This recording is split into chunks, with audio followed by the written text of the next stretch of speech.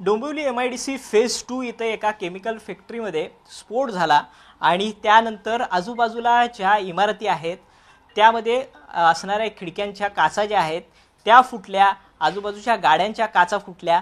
जवळपास 1 ते 2 किलोमीटर पर्यंतचा हा मोठा जो आवाज आहे तो पाहायला मिळाला। मी एका घरामध्ये आहे आणि त्या घरातली दृश्य आपण पाहतोय की या संपूर्ण घरामध्ये अक्षरशः काचांचा खच जो आहे तो पडलेला आहे। या घरातली एक मोठी खिडकी जी आहे ती संपूर्णपणे काचा ज्या आहेत ती फुटलेली आहे, संपूर्ण काचा खाली पडलेल्या आहे। अशीच परिस्थिती या बाजूच्या खोलीमध्ये देखील आपल्याला पाहायला मिळते।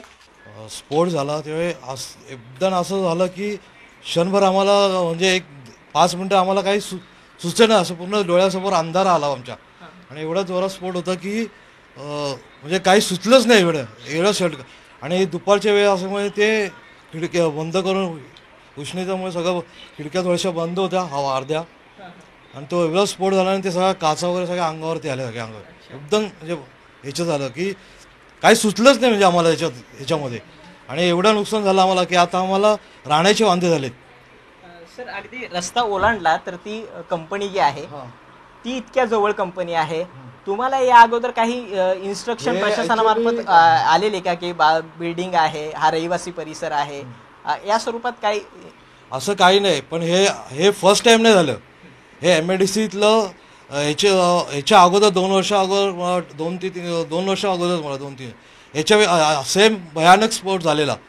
तेव्हाही MIDCने ते झाकण्यासाठी फक्त सर्वे केलं, काही नुकसान भरपाई दिली नाही आणि तरीही ते सगळं केमिकल फॅक्टरी इल्लिगली केमिकल फॅक्टरी इथे बसून गेलेल्या आहेत। हे शेतकऱ्यांची जागा ही त्यांनी इंजिनियर झोन म्हणून ॲक्वारिशन केली, इंजिनियर झोनमध्ये ॲक्वारिशन करून नंतर शेतकऱ्यांना फसवलं गेलं अक्षरशः। त्याचा काही मोबदला नाही, काही बेनिफिट्स भेटले नाही आणि त्यांनी इंटरनली सगळं चेंजेस केलं, केमिकल झोन केले, त्यांना पाहिजे त्या हिशोबात त्यांनी या जागेचा वापर केला आणि अनधिकृत बांधकाम त्याच्यात MIDCची उभी केली त्यांनी शेड कंपन्या, त्यांना जसं पाहिजे त्या हिशोबात त्यांनी तिथे इलिगल कामं केली विदाउट परमिशन, काही नाही। आज तुम्ही जर तिथे गेलं, तुमचं एवढं मोठं नुकसान झालेलं आहे, इथले कोणी स्थानिक प्रतिनिधी आले का इथं? कारण काही दिवसांपूर्वीच निवडणुका झालेल्या, त्यावेळेस तुमच्या घरी आले असतील मतं मागायला। आता इतकं मोठं नुकसान झालंय, कुणी येऊन गेले का? नाही, आतापर्यंत तर कोणी नाहीये, आतापर्यंत कोणीच आलेलं नाही काही बघायला काय झालं काय नाही, काहीच नाही अजूनपर्यंत। आणि एवढं नुकसान झालं की आज तुम्ही बघताय की आम्हाला राहायचे वांदे झाले आता।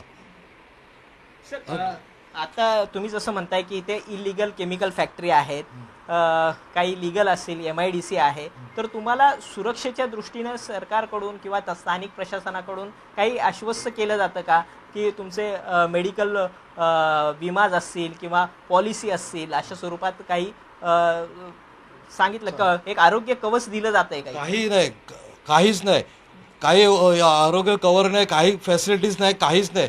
इवन हे लोक सपोर्ट रात्री केमिकल गॅसेस सोडतात, त्याच्याने लोकांना त्रास खूप। ऑलमोस्ट लोकांचं आयुष्य हा 20 ते 30 वर्षांनी कमी झालं केमिकलच्या रिॲक्शन, कारण केमिकलचं वेगवेगळ्या केमिकल फॅक्टरीज त्यांचं रिॲक्शन होतं आणि ते फक्त कोणी कंप्लेंट केली की 1-2 दिवसासाठी ते मोबाईल वायन लावतात आणि त्या दिवसासाठी कंपनीवाला सांगतात की तुम्ही सोडू नका, मोबाईल वायन आहे। ते झालं 2 दिवसांनी रिपोर्ट खोटे बनवून टाकतात आणि नंतर मग आहे ते रेग्युलर तसंच चालू आहे।